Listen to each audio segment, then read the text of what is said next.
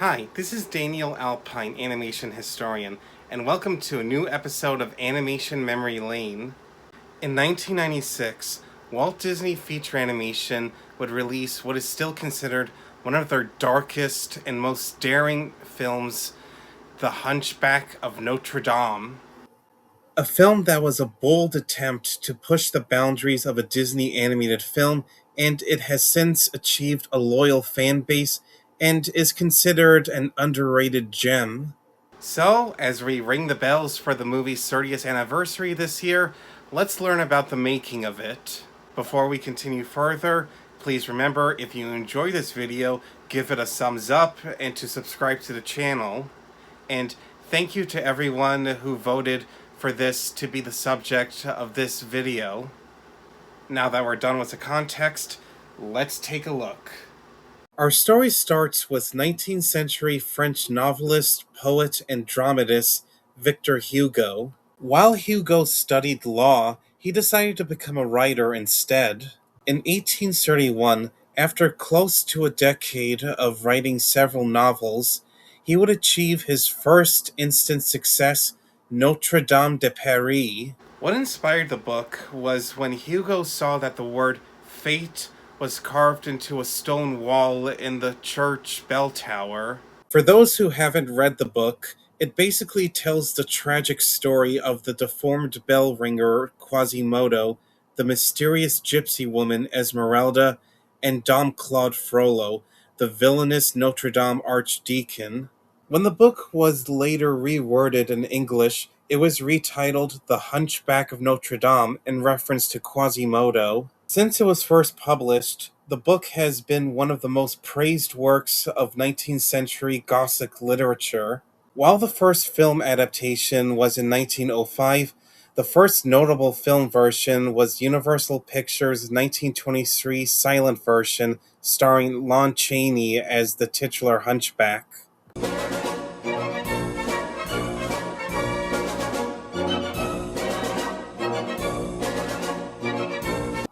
The second notable film adaptation was the 1939 sound version starring Charles Laughton as Quasimodo.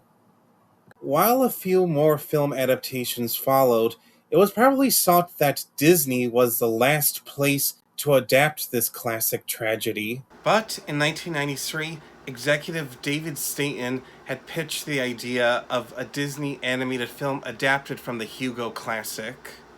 What inspired Staten was the fact that he read a comic book version of the book when he was a kid, and then in high school he read the actual book. This would be a departure from previous Disney animation because this would be adapted from a piece of adult literature instead of a piece of children's literature such as Pinocchio and Peter Pan. To direct the film, Beauty and the Beast directors Kirk Wise and Gary Trousdale were brought on. The duo had been trying to develop a new idea for an animated feature called A Song of the Sea before studio chief Jeffrey Katzenberg called them and told them to drop this and instead direct Hunchback of Notre Dame. After reading the book for themselves, they immediately saw its potential. Then, in October of 1993, the filmmakers and a few artists took a 2-week trip to Paris to do research. That would include studying and sketching the actual Notre Dame Cathedral to make it as authentic in the film as possible. As for the story, it was decided early on that since the book switches focus a few times in the story, that the Disney film should instead focus on Quasimodo and his wish to find acceptance in the world. As producer Don Hahn put it, it's a story about an outcast with a fearsome face who has a genuine soul and who needs to battle his own inner fears to find the acceptance he yearns for. But that would not be the only change made to the story. One in particular was the ending, which, spoiler alert for those who haven't read the book, in the end, everyone dies. That, of course, is something Disney would rather not do in their movies, so it had to be rewritten with a happy ending. Another important change was the villain Claude Frollo. As I said before, in the book, Frollo was the archdeacon of Notre Dame.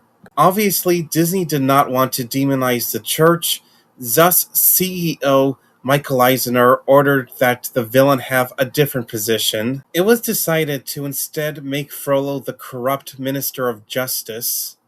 In my opinion, this is actually better because it puts the villain in an actual position of power, which makes him a real threat to our heroes.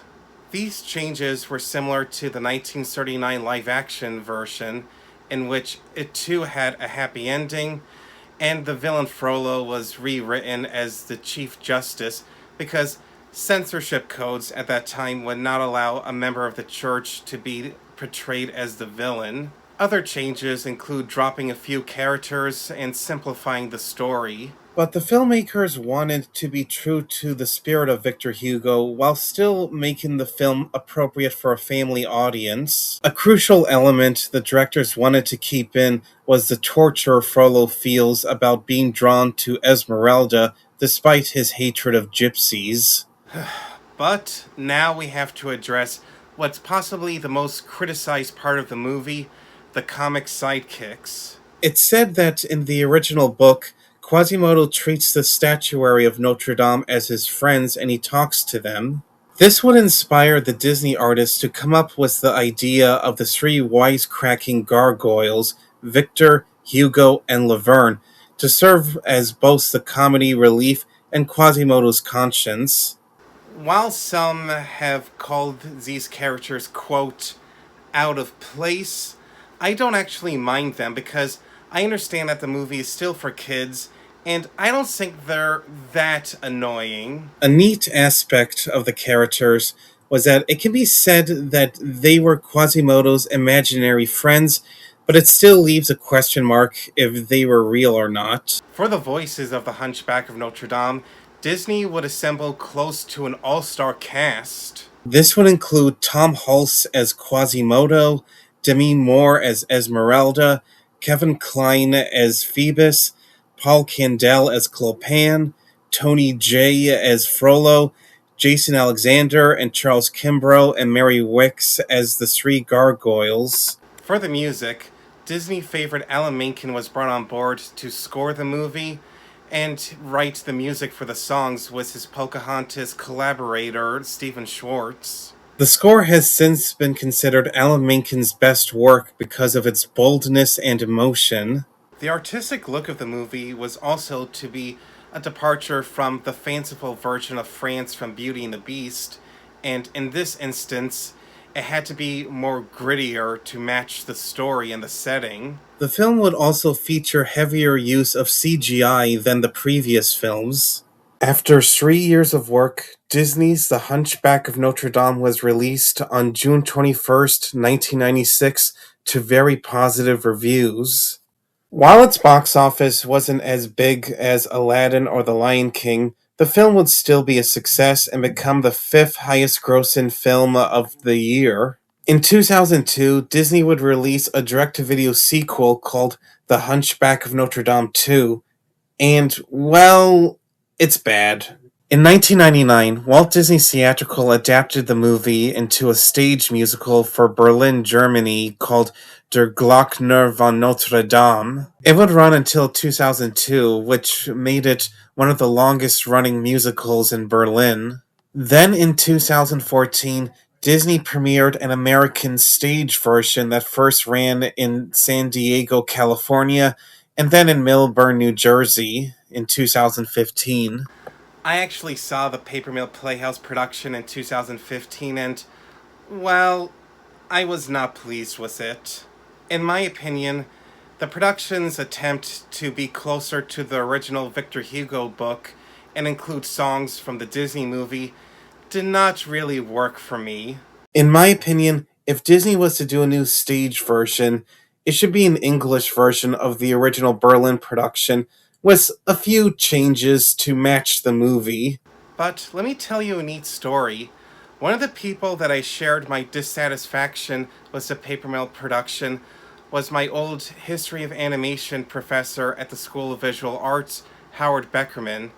He died recently in 2024, but the next day at his storyboarding class, He actually handed me this book as a present, and that was a nice gesture, and it was excellent for research for this video.